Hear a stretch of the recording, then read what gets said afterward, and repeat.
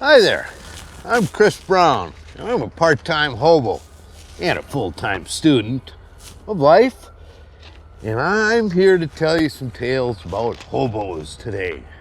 Hobo. Fun word, isn't it?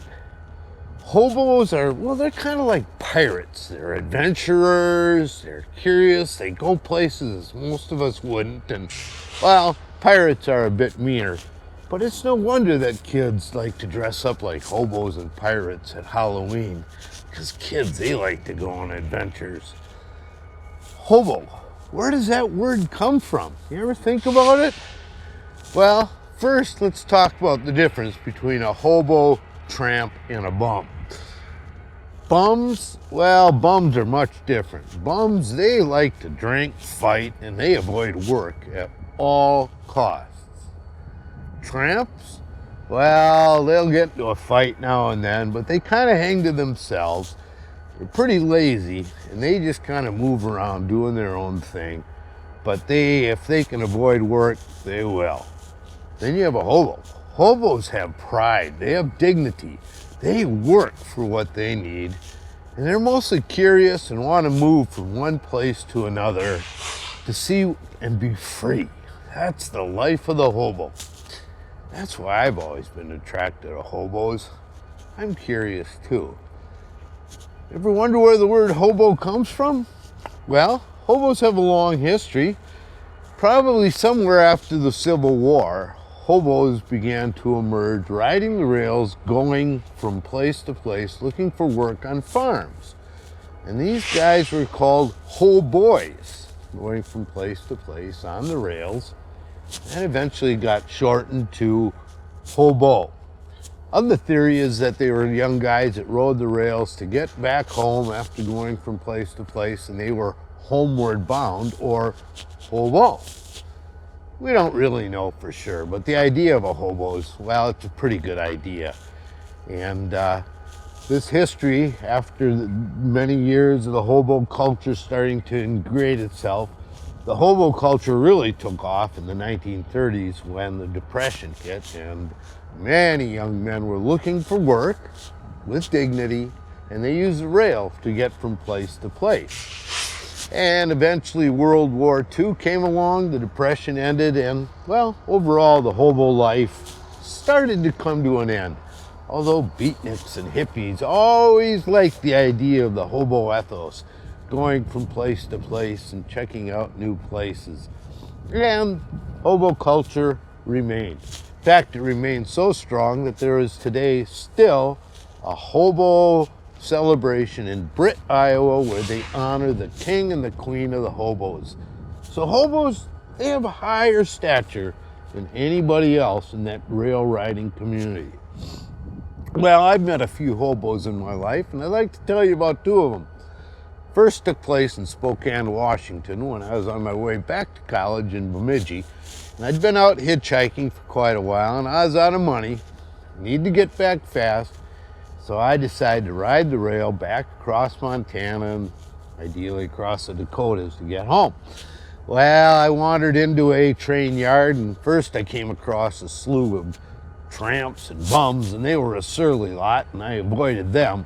And I came across little guy sitting in a ditch cooking a can of beans or something, and he was on his haunches and all disheveled, and he looked like a hobo. So I went up to him and I said, "Do you know which train goes off to Montana?" Well, he ignored me. I said it one more time. "Excuse me, sir, do you know which train goes to Montana?" Then he looked at me and he started pointing down at all the tracks and gesticulating and pointing and moving about and flapping his arms and grumping and grumping, and I didn't understand a word he said. So I said, "Well, thank you very much," and I kind of wandered on my way, confused, and he looked at me one more time and pointed in this way and that and started yelling and shouting and waving and grumping and grumping, and I said thank you once again and wandered away. Well, bit further down the line, I came across a boxcar and wide open, and well, I thought I'd climb in and give it a go, and darned if 10 minutes later that old train didn't start moving. and it slowly moved out, and it headed east, up across the Rocky Mountains, across northern Idaho,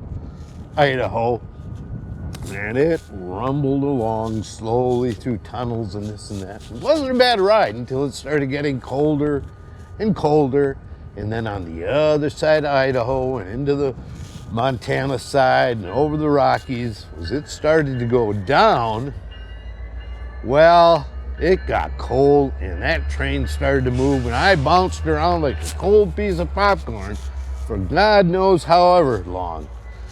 Eventually it did stop in Glendive, Montana, and I clambered off like bruised orange, and off I went, and I stuck my thumb out and got back home. Well, I later learned never ride a boxcar in the middle of a train because it bounces all over. So if you're gonna ride a boxcar, make sure it's at the beginning or the end. The other time I met a hobo was 20 years later. By this time I was living in Minneapolis and with my wife, and we were off at a place called the New Riverside Cafe on the West Bank, which is near the University of Minnesota. And in there I recognized this smelly, disheveled guy. It was Iowa Blackie, king of the hobos. He had been a former king of the hobo. And I liked hobo culture, and I knew who he was. And he was over there jibber-jabbering to a group of people and looking all messy and unkempt. So I went over and I said, "Are you Iowa Blackie?" And he said, "Yeah, sure enough, I am. And what can I do for you?" And I said, "Well, I've always admired you, and I want to, meet you." And well, he started jibber-jabbering and talking about his poetry and stories and songs and things that he'd done. And I don't know what he was actually talking about, but I didn't mind. He was king of the hobos.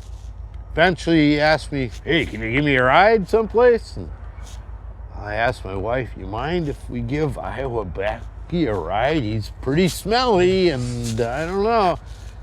She looked at me, and she knew I'd be thrilled to give King of the Hobos a ride. So we did.